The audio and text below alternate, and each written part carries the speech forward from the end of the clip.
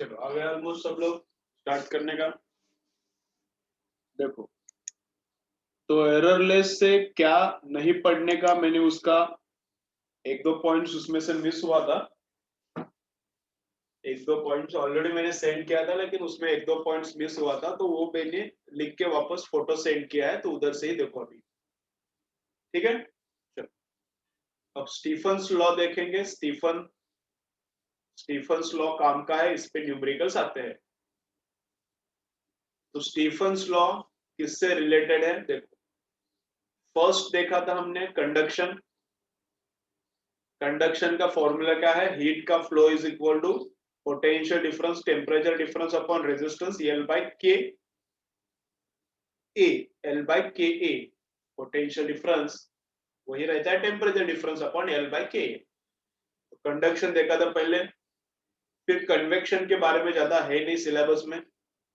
Convection Newton's law में cover होता है, स्टीफन के बाद न्यूटन आता है, उसमें कवर होता है कन्वेक्शन। और फिर रेडिएशन देखना चालू किया था। फिर रेडिएशन में बहुत कुछ कुछ देखा, absorptivity, emissivity, this and that and Kirchhoff का लॉ, वो सब देखा है। अब क्या देखना है, रेडिएशन। रेडिएशन से जब एनर्जी बाहर निकलता है तो कितना एनर्जी बाहर निकलता है। Okay, so when radiation happens तो energy emitted, joules emitted, energy emitted per unit area, per unit time is proportional to T raised to 4. Is proportional to T raised to 4. Temperature is again in Kelvin.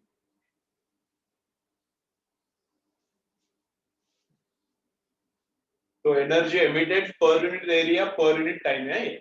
तो EB भी क्या है, EB है energy emitted by black body. Emitted उसको भी मिलेगा, वो कितना है वो अब तक हमने देखा नहीं है, लेकिन उसने कितना एमिट किया वो हम लोग बोल रहे हैं।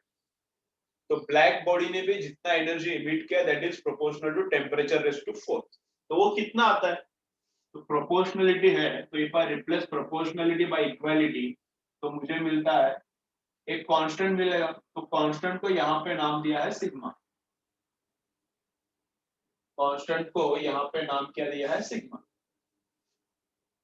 तो ब्लैक बॉडी ने कितना एनर्जी एमिट किया पर unit area per unit time. अभी तुम लोगों को पूछा 10 सेकेंड में कितना एमिशन हुआ, तो इसको इंटू 10 करना पड़ेगा। 10 सेकेंड में कितना एमिशन होता है, और ऐसा बोला 10 सेकेंड में energy emitted by 2 metre square object, 2 metre square area, ऐसा बोला। क्या बोला है, find out energy emitted. Energy emitted मतलब Q. Find out energy emitted within 10 seconds by object having this much area. तो इसको क्या करना पड़ेगा, टाइम से भी मल्टीप्लाई करना पड़ेगा, एरिया से भी मल्टीप्लाई करना पड़ेगा, तब हम लोगों को मिलेगा कि एनर्जी टोटली कितना रेडिएट हुआ, टोटली एनर्जी कितना बाहर गया इतने टाइम में और इतने एरिया से। ठीक है, this is energy radiated, energy going out through radiations पर unit area per unit time. तो टाइम दिया है तो टाइम से मल्टीप्लाई करो तो उतने टाइम में कितना गया वो मिलेगा। एरिया दिया है तो एरिया से मल्टीप्लाई करो तो उतने एरिया में से कितना गया है पता चलेगा। समझ रहे हैं ना कैसा। तो ये परफेक्ट याद रखना है। ये क्या है, एनर्जी रेडिएटेड पर area per unit area per unit time. ये क्या है, ये क्या है, एनर्जी रेडिएटेड पर unit area per unit time. बहुत इंपॉर्टेंट है। ठीक है, तो सिग्मा कितना रहता है, सिग्मा कितना रहता है, तो सिग्मा कांस्टेंट है, जैसा पुराना था बी वैसा ये कांस्टेंट है। बी को कैसा याद रखने का, तो 3 इंटू 10⁻³ था वो। अप्रोक्सीमेटली कितना था, 3 इंटू 10⁻³ तो 3 के आसपास कौन है वो 2.89। तो 2.9 ही पकड़ो उसको, 2.89 क्या लेने का, 2.9 इंटू 10⁻³। अब ये क्या है, ये रहता है, इसका याद रखने का ट्रिक कैसा है, 5 6 7 8 है। ये क्या है, 5 6 7 8 है। ऐसा 5 6 7 8। इसको कैसा याद रखना है, एसआई में इसका यूनिट, एसआई में वैल्यू कितना है 5678, एग्जैक्टली ऐसा ही है। और बी का थोड़ा अप्रोक्सीमेटली ट्रिक बोला है मैंने, 3 × 10⁻³ 2.9 लिखने का, ठीक है। तो this is energy radiated by black body per unit area per unit time.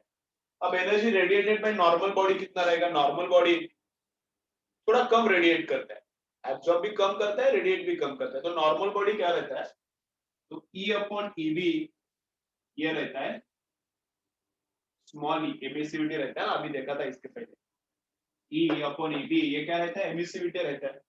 तो E कितना रहेगा, E = E × EB, E कितना रहेगा, E × EB। तो ब्लैक बॉडी कितना रेडिएट करता है इनटू एमिसिविटी, तो ब्लैक बॉडी का रेडिएशन पता है, तो E × σT⁴। तो नॉर्मल बॉडी एनर्जी कितना रेडिएट करता है, E टाइम्स, ये छोटा रहता है, 1 से छोटा रहता है, तो ये बड़ा रहता है। ब्लैक बॉडी ने रेडिएट किया हुआ एनर्जी बड़ा रहता है, नॉर्मल बॉडी ने रेडिएट किया हुआ एनर्जी ये कम रहता है, ये क्योंकि कम रहता है, लेस देन 1 रहता है, 0.2 0.5 0.7 रहता है, ठीक है, ओके। तो अभी ऐसा देखो, अभी इधर क्या है, एनर्जी लॉस्ट बाय बॉडी देखना है, इधर लास्ट में क्या देखना है, एनर्जी लॉस्ट बाय बॉडी। तो दुनिया में क्या है, दो ही ऑब्जेक्ट्स ऐसा एज्यूम करो, एक तो है अपना ऑब्जेक्ट, उसको हम लोग बोलेंगे सिस्टम, एंड बाकी पूरा सब मिलके जो है वो सराउंडिंग है ना। दुनिया में दो ही ऑब्जेक्ट्स है ऐसा पकड़ो, अगर पेन को मैंने सिस्टम पकड़ा तो पेन छोड़ के जो भी बाकी सब है दैट इज कॉल्ड सराउंडिंग। तो दो ही थिंग्स है, एक है सिस्टम एंड एक है सराउंडिंग। अच्छा, तो सिस्टम का टेम्परेचर है T एंड सराउंडिंग का टेम्परेचर है T0। सिस्टम का टेम्परेचर है T एंड सराउंडिंग का T0 है। अब अगर पेन एनर्जी रेडिएट कर रहा है तो किसको मिलेगा, पेन से एनर्जी बाहर निकल रहा है तो किसको मिलेगा, हर एक ऑब्जेक्ट से एनर्जी बाहर निकलता है, ये भी याद रखो। Each object radiates energy. Each object, each and every object at any temperature radiates energy। अब पेन से तुम लोगों को लगेगा कि एनर्जी कुछ बाहर नहीं आता होगा, आ रहा है इससे भी। तुम लोगों को लगेगा इस हैंड से कुछ एनर्जी बाहर नहीं आ रहा, तो आ रहा है। तो ऑल ऑब्जेक्ट से एनर्जी आ रहा है एंड ऑल ऑब्जेक्ट्स से एनर्जी इसको भी मिल रहा है, मतलब हैंड से बाहर एनर्जी भी आ रहा है और बाकी का ऑब्जेक्ट का एनर्जी हैंड पे गिर रहा है तो वो भी थोड़ा सा हैंड एब्जॉर्ब करेगा। तो अभी समझो अगर हैंड का टेम्परेचर कांस्टेंट है, अभी समझो अगर हैंड का टेम्परेचर कांस्टेंट है, ओनली टर्म्स ऑफ रेडिएशन में थी हम लोग सोच रहे हैं, कंडक्शन कन्वेक्शन के बारे में नहीं सोच रहे, ओनली रेडिएशन के बारे में डिस्कशन चल रहा है। तो अगर रेडिएशन, बस रेडिएशन चल रहा है और हैंड का टेम्परेचर अगर समझो कांस्टेंट है, तो हैंड जितना एनर्जी रिसीव कर रहा है रेडिएशन से उतना एनर्जी बाहर छोड़ रहा है। हैंड जितना एनर्जी रिसीव कर रहा है उतना एनर्जी बाहर छोड़ रहा है, देयरफॉर इक्विलिब्रियम में। तो वैसा ही एक ऑब्जेक्ट है अपना, कौन सा भी रहने दो, वो पेन हो सकता है, एक बॉल रह सकता है, कौन से भी टेम्परेचर पे 100 डिग्री सेल्सियस पे कॉपर का बॉल रह सकता है, 500 डिग्री पे कॉपर का बॉल रह सकता है, या फिर 30 डिग्री नॉर्मल टेम्परेचर पे, अभी जो रूम टेम्परेचर है 20 जो भी रहेगा उस पे कॉपर का बॉल जो भी है कॉपर का बॉल रह सकता है। कॉपर का बॉल है अपना सिस्टम एंड कॉपर का बॉल छोड़ के बाकी सब है सराउंडिंग। तो कॉपर ने जो एनर्जी लूज किया वो किसको मिलेगा, अब पेन से जो एनर्जी निकलता है किसको मिलेगा, आजू बाजू के ऑब्जेक्ट को मिलेगा, मतलब सराउंडिंग को मिलेगा। उसमें तो थोड़ा चेयर को मिलेगा, थोड़ा वॉल को मिलेगा, थोड़ा बोर्ड को, ठीक है अच्छे से, लेकिन सब तो सराउंडिंग है। तो इसने छोड़ा हुआ एनर्जी सराउंडिंग को मिलेगा, और सराउंडिंग ने जो छोड़ा है, सराउंडिंग भी छोड़ता है ना, सराउंडिंग ने जो एनर्जी छोड़ा है वो पेन को मिलेगा। तो इसने जो रेडिएट किया वो गया, इसने जो भी रेडिएट किया एनर्जी वो गया, एंड इसने जो एनर्जी इसको दिया वो मिला, है ना। तो इसने जो रेडिएट किया, तो इसने सिस्टम का लॉस कितने का हुआ, सिस्टम का लॉस कितने का हुआ, तो देखो इतना सिस्टम ने एनर्जी बाहर छोड़ दिया, इसका टेम्परेचर T है, इसका टेम्परेचर T है, तो सिस्टम ने एनर्जी बाहर कितना छोड़ा, इतना। अब इसने बाहर बस छोड़ा नहीं है, सराउंडिंग ने भी तो छोड़ा, तो सराउंडिंग ने जो बाहर छोड़ा वो किसको मिला? दो ही थिंग्स है दुनिया में, एक सराउंडिंग है, एक सिस्टम। तो जो सराउंडिंग ने छोड़ा सिस्टम को मिला, तो सिस्टम को मिला कितना? सिस्टम को इतना मिला, सिस्टम ने इतना लूज किया, तो ओवरऑल लूज कितना हो गया? इतना। सिस्टम ने इतना रेडिएट किया, सराउंडिंग ने इतना रेडिएट किया कि जो सिस्टम को मिला, तो इतना इसका लॉस हुआ, और ये वापस भी तो मिला इतना। तो इफेक्टिव लॉस हुआ, loss of energy, energy lost कितना है? तो this much is energy lost, this is energy radiated. Energy radiate कितना हुआ? तो इतना, इतना बाहर निकल रहा है, लेकिन इतना वापस भी तो मिल रहा है, तो ओवरऑल लॉस कितना हुआ? तो इतना। So this is called energy lost पर unit area, per unit time. ठीक है, चलो स्क्रीनशॉट मारो, कुछ समझा नहीं तो बोलो, ये इंपॉर्टेंट है, इसमें सब अंडरस्टैंडिंग होना चाहिए। लास्ट वाला पार्ट थोड़ा सिंपल सिंपल था, क्वेश्चन आते नहीं, इस पे क्वेश्चन आते हैं, इसमें कुछ समझा नहीं तो बोलो, चलो समझाया तो क्वेश्चन चालू करेंगे। चलो क्लियर है क्या? कमेंट करके बोलो एक बार, क्लियर है क्या? चलो बच्चों बोलो, क्लियर है क्या सब?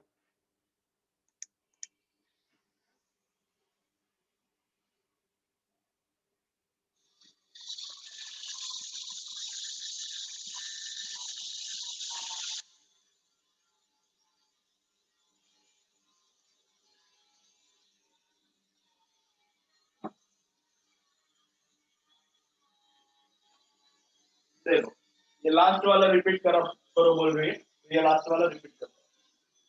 ये क्या है? ये क्या है? Energy loss. इसने कितना बाहर एनर्जी छोड़ा? जैसे इसने कितना छोड़ा? अब इसने छोड़ा, लेकिन सराउंडिंग जो छोड़ता है इसको मिलता है। दो ऑब्जेक्ट से, दो ऑब्जेक्ट से दुनिया में, एक पेन है, पेन को हमने सिस्टम पकड़ा। If pen is system, then except pen everything else is surrounding. तो पेन एक है, एक सिस्टम है, और बाकी जो छोड़ के, पेन छोड़ के बाकी सब है, that entire thing is surrounding. तो एक अपना ऑब्जेक्ट है, एंड वो छोड़ के जो भी है सराउंडिंग। सराउंडिंग का टेम्परेचर टी नॉट है, ऑब्जेक्ट का टी है। तो ऑब्जेक्ट ने जो छोड़ा वो लूज किया, लेकिन सराउंडिंग ने वो जो एनर्जी छोड़ा वो ऑब्जेक्ट को मिलेगा ना। मैं एंड इधर एक चेयर है समझो, मैं एंड बोर्ड दोनों ही इस दुनिया में है, तो मैंने छोड़ा हुआ एनर्जी बोर्ड को मिलेगा, बाकी कुछ है ही नहीं इधर, तो मेरा एनर्जी बोर्ड को मिलेगा। अगर बोर्ड ने कुछ छोड़ा है तो किसको मिलेगा? मुझे मिलेगा। तो वैसा इधर चल रहा है, सराउंडिंग ने जो छोड़ा है उसको मिला। तो इसने इतना एनर्जी रेडिएट कर किया, तो इतना एनर्जी बाहर जा रहा है बॉडी में से, इतना एनर्जी बॉडी में से बाहर जा रहा है, और इतना एनर्जी सराउंडिंग में से बाहर निकल रहा है। अब सराउंडिंग में से बाहर निकलेगा तो मिलेगा किसको? सराउंडिंग में, सराउंडिंग ने जो दिया हुआ एनर्जी मिलेगा किसको? सिस्टम को ही तो मिलेगा। सिस्टम एंड सराउंडिंग दो ही चीजें इधर, बाकी कुछ है ही नहीं। जो सिस्टम है वो छोड़ के जो भी है वो सराउंडिंग है, तो सराउंडिंग ने छोड़ा तो मिलेगा किसको? इसको ही मिलेगा, सिस्टम को। तो एनर्जी वापस मिला सराउंडिंग से, ये एनर्जी लॉस हुआ, तो ओवरऑल लॉस कितना हुआ? ये गया, उसमें से इतना वापस मिला, तो दिस इज एनर्जी लॉस्ट। ये रेडिएटेड, बस छोड़ा कितना, मिला कितना, इसमें कैलकुलेटेड नहीं। इतना छोड़ा, इतना मिला वापस। ठीक है, ओके, अब क्लियर है? जाएंगे आगे।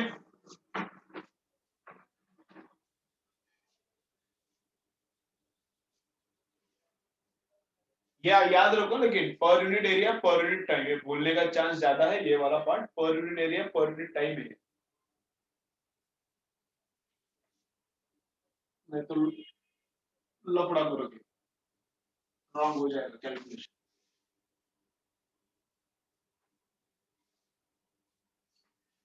ठीक है, चलो क्वेश्चंस करते हैं, थोड़े एकदम सिंपल क्वेश्चंस रहते हैं इस पे, एंड फिर लास्ट में पेपर का डिस्कशन करेंगे। कल जो पेपर हुआ उसका डिस्कशन लास्ट में करेंगे। अब देखो, ट्रांसमिशन ऑफ हीट क्या क्या सॉल्व करना है, ट्रांसमिशन ऑफ हीट क्या क्या सॉल्व करना है। नंबर 1 बिट अपना कंप्लीट हुआ है, कंडक्शन सॉल्व करो, कल तक होना चाहिए, कल तक ये चैप्टर होना चाहिए। रिवीजन का लेट किया तो चलता है, ये चैप्टर कल तक एकदम पूरा कंप्लीट होना चाहिए। कंडक्शन हुआ है अपना, वो सॉल्व करो, नंबर 1 बिट। नंबर 2 कन्वेक्शन में 11 न्यूमेरिकल्स है, वो भी कंप्लीट करो। देन रेडिएशन स्टार्ट होता है,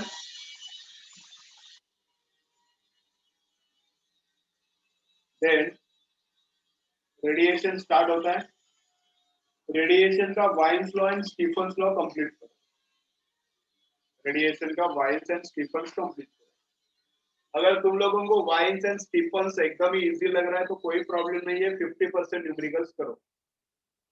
वाइन्स स्टीफन्स तुम लोगों को लग रहा है क्या इजी है, चलता है, ठीक है, आधा न्यूमेरिकल सॉल्व करो, नो प्रॉब्लम, ठीक है। चलो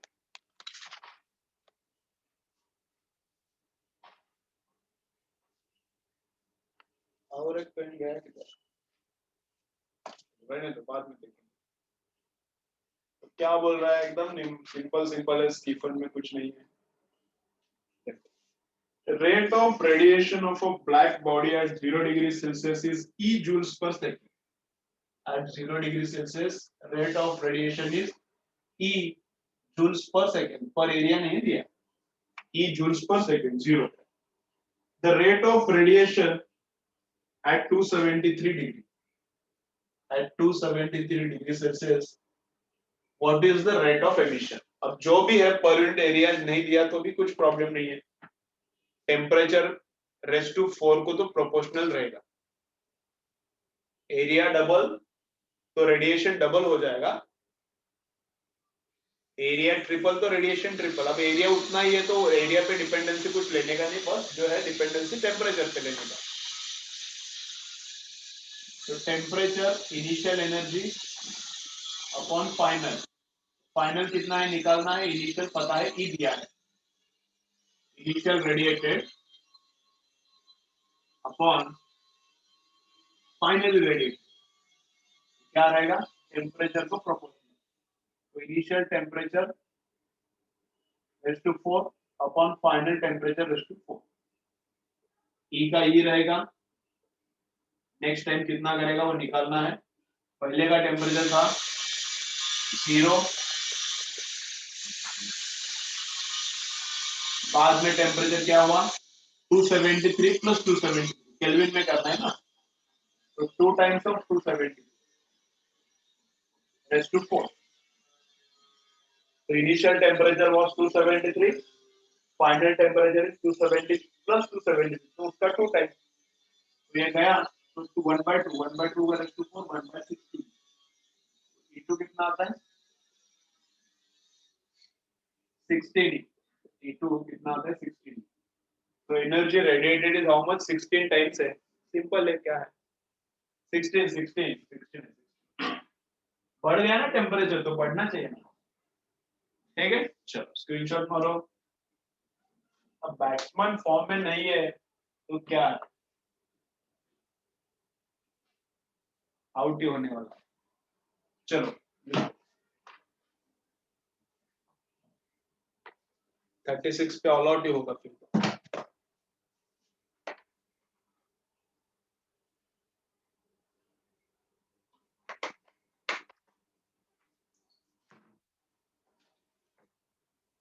स्क्रीनशॉट मारना है तो मारो, कुछ जरूरत भी नहीं है, सिंपल है क्वेश्चन सब, टेम्परेचर पे डिपेंडेंसी है।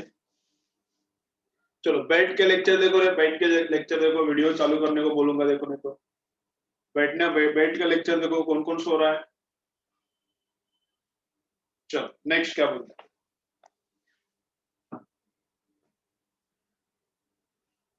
energy is being emitted from the surface of a black body at 127 degrees Celsius. Black body से at 127 degrees Celsius energy is emitted at the rate of 1 into 10 raised to 6 joules per meter square per second. Temperature of the black body, temperature of the black body at which the rate of energy emission is 16 into 10 raised to 6 units cell. इतना energy radiate होता था इतना temperature पे, अब इतना हो रहा है तो टेम्परेचर इज हाउ मच। चलो बोलो, एक तो करो, अभी कैलकुलेशन करो, एक कैलकुलेशन करो तुम लोग, चलो बोलो। ये लाइट ऐसा क्या कर रहा है? बस कम ज्यादा कम ज्यादा। चलो बोलो कितना आ रहा है, चलो करो।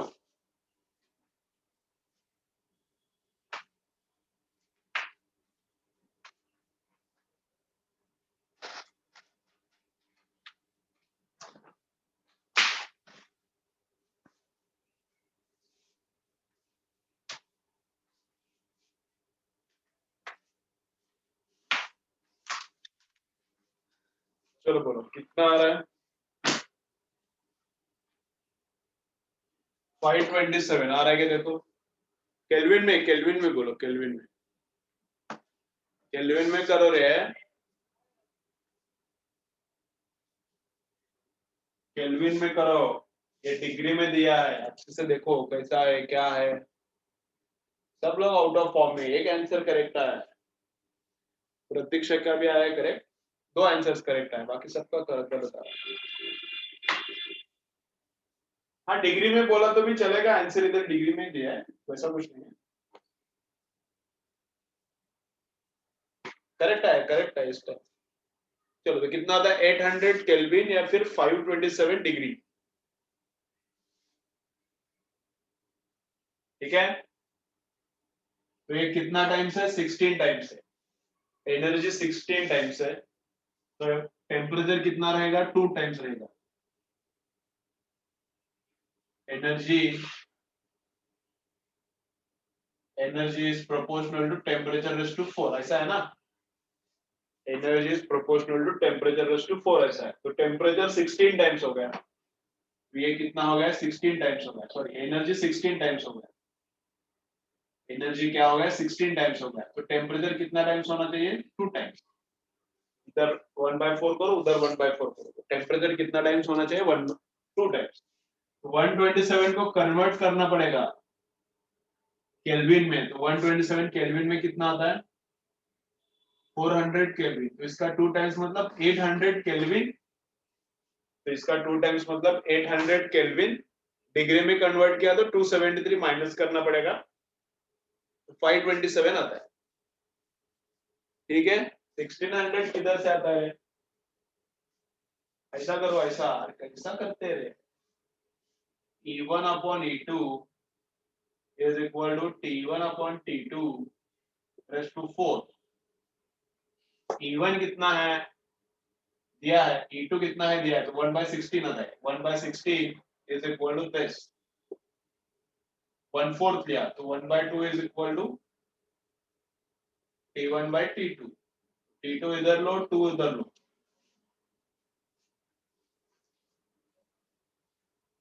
गलती से मिस्टेक हो गया, ठीक है, अच्छा है।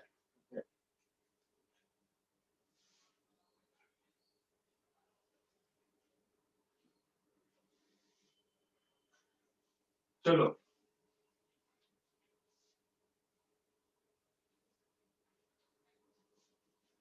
चलो नेक्स्ट क्या है, एकदम सिंपल सिंपल क्वेश्चन है, कुछ नहीं है इसमें।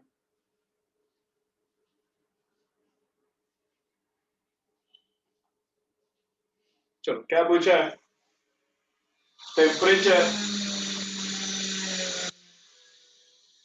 लिसन केयरफुल, क्या बोल रहा है, temperature at which black body temperature at which black body of unit area loses its energy at the rate of 1 joule per second। तो एनर्जी लूज करने का रेट क्या है, 1 जूल पर सेकेंड। एनर्जी लूज करने का रेट क्या है, 1 जूल पर सेकेंड। अभी वो यूनिट एरिया का ही है, इसका एरिया भी यूनिट है, तो मैं ऐसा भी लिख सकता हूँ, 1 जूल पर सेकेंड पर मीटर स्क्वायर, है ना। एरिया भी यूनिट ही दिया है, एरिया भी यूनिट एरिया दिया है, और क्या करता है वो, एनर्जी लूज करने का उसका रेट क्या है, 1 जूल पर सेकेंड। तो यूनिट एरिया का है, तो जो एरिया है उससे डिवाइड किया तो 1 ही है वो, 1 मीटर स्क्वायर से डिवाइड किया तो उतना रहता है।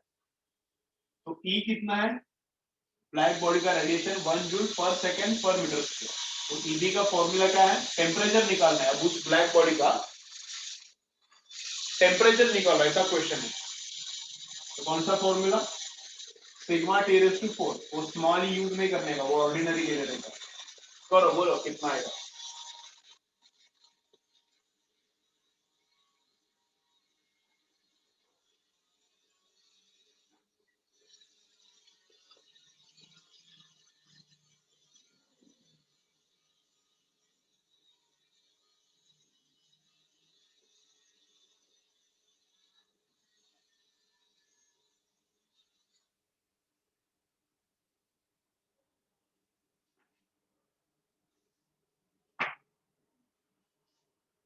ठीक है, तो ये डिवीजन आता है 65 केल्विन के आसपास होता है। डिवीजन थोड़ा डिफिकल्ट है, डिवीजन करने का है, फिर रूट भी लेना है 1/4, डिवीजन करने का है और फिर 1/4 भी लेना है, वो थोड़ा डिफिकल्ट है। मैं डायरेक्ट बोलता हूँ कितना, 65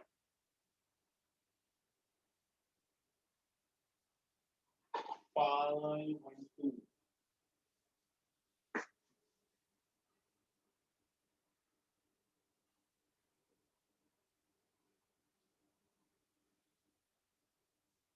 1 2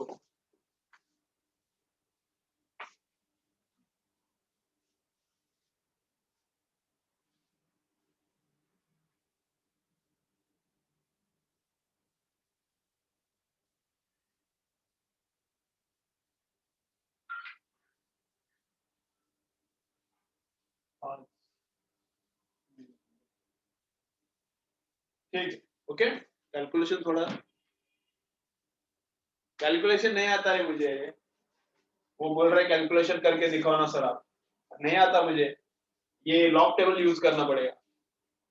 और 5.67 का रेसिप्रोकल देखने का, लॉग टेबल में रेसिप्रोकल देख के उल्टा करने का, फिर करना पड़ेगा।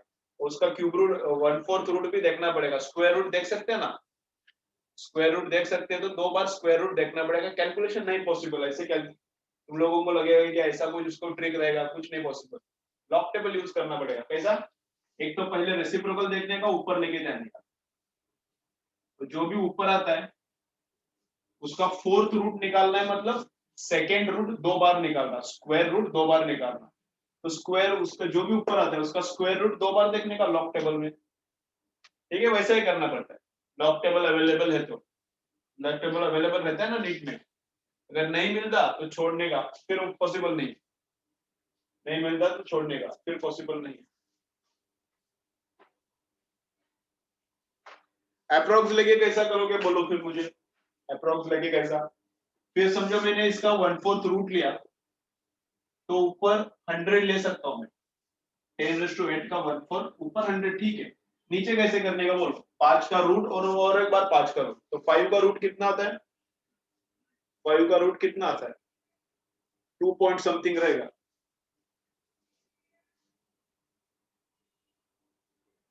5 का रूट में 2.1 लिखता हूँ, और फिर 2 का रूट भी तो निकालना पड़ेगा, तो 2 का रूट कितना आएगा, 1.7। 2 का रूट कितना आएगा, रूट ऑफ 2, तो 1.4 लेता हूँ, फिर मैं 1.4 है तो 1.4 लेता हूँ अप्रोक्सीमेटली, तो देखो ऐसा आता है 100/1.4।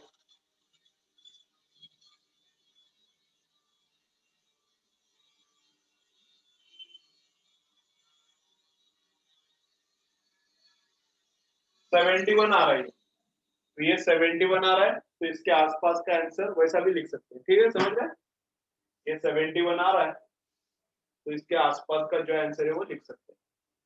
अब हमने क्या किया, इसका रूट लेते वक्त छोटा लिया है,